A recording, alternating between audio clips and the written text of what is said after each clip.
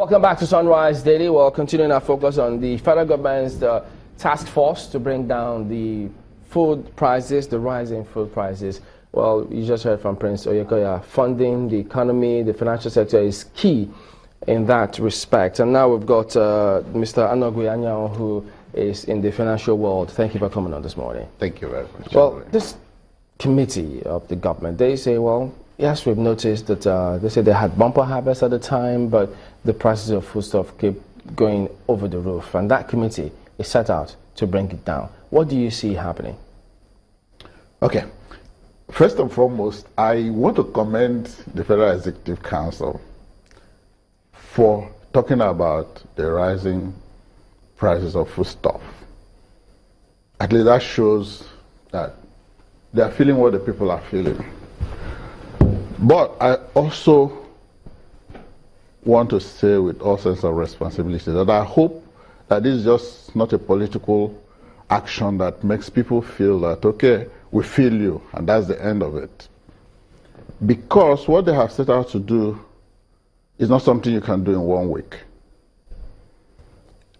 Let us go back into history.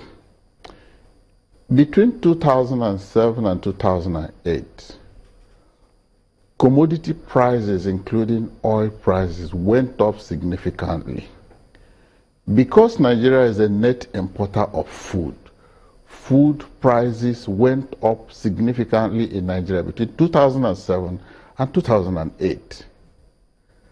And the government at that time was afraid that there was going to be a food crisis. Several hearings were held by the Senate and by the Federal House of Representatives. The Federal Ministry of Agriculture and Water Resources at that time held several seminars. The president at that time had meetings with the 36 state governors. All of them were talking about how to avert the food crisis. Did it work? It did, somehow. Because in 2009, the government came up with a strategy document on food security. That document was dusted up in 2011 when the last administration came in. The Minister of Agriculture at that time came up with the Agri Transformation Agenda, which had several components, including the Growth Enhancement Scheme, including the seed scheme that gave farmers improved seedlings, including the plans to build rice mills, including the plans to build silos all over the country. So I don't know the impact of this. I don't know whether they have been continued or those programs have been abandoned. Now, let's come to this task force that have been set up. There are short-term measures, there are medium-term measures, there are long-term measures if you want to talk about food security. Government cannot legislate the prices of food or any commodity for that matter. Government can only take action that makes the forces of demand and supply to have an appropriate pricing for anything, including foodstuff. Let's delve into, pardon me to button, let's delve into the financial segment of this, because if they're talking about getting interest or loan at 5% interest rate, and it's not happened yet, there are many who suggest that even the financial world here is making it difficult for farmers to survive. It is not the fault of the financial world. But let me tell you about agri-finance. There are several programs. The central bank has the agri-credit guarantee scheme. I've told you about the growth enhancement scheme. There was the fertilizer scheme, whereby government ensured that the fertilizer subsidy were going directly to farmers. So what government did was fund the suppliers. The suppliers would take the fertilizers to the farmers. It's after the farmers have received it that the subsidy will be paid. Yeah, but I think I read somewhere wherein, because as it is now, the banks, I don't think they play their cooperative role for the, I think they call it Anchor Borrowers Program.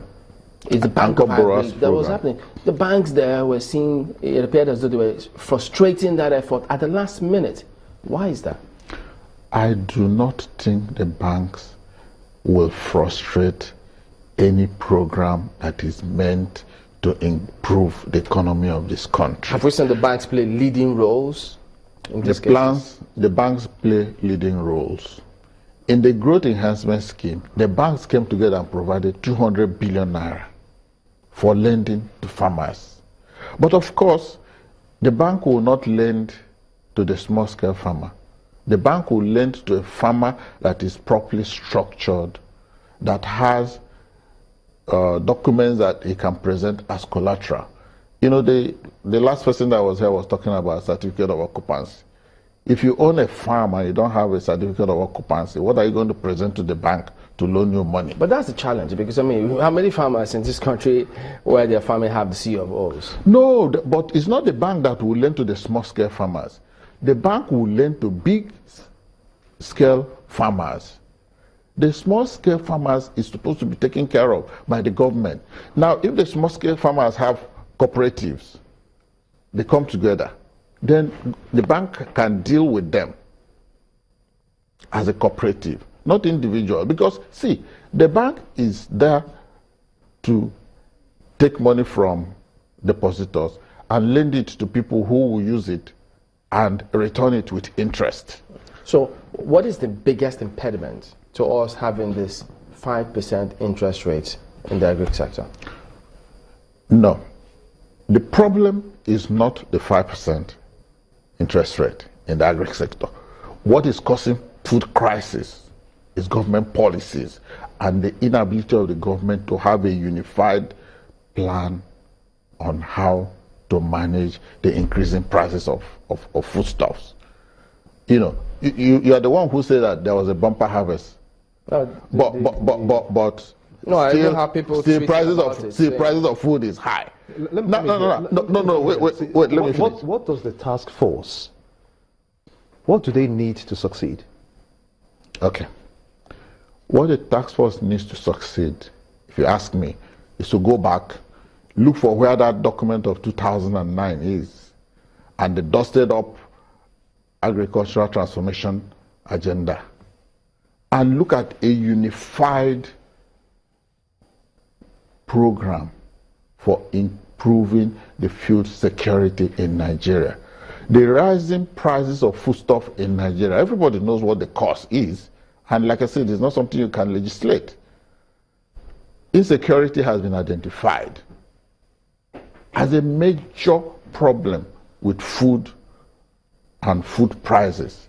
All the people in IDP camps were once farmers. They have been idle for the past 3 years. They are in camps. I mean, they're in refugee camps. They have been idle. They are not farming. All the farmers that have been displaced because of fights between herdsmen and farmers in Enugu State, in Benue State, in Plateau State, in Kaduna State, in Ekiti State, in Edo State, they can't go to the farm. All the farmers, big farmers in the southeast, cannot go to the farm because they're afraid of being kidnapped. If they are not farming, how are we going to get the food that the prices will be low? Do you foresee the prices going higher between now and the next 6 months?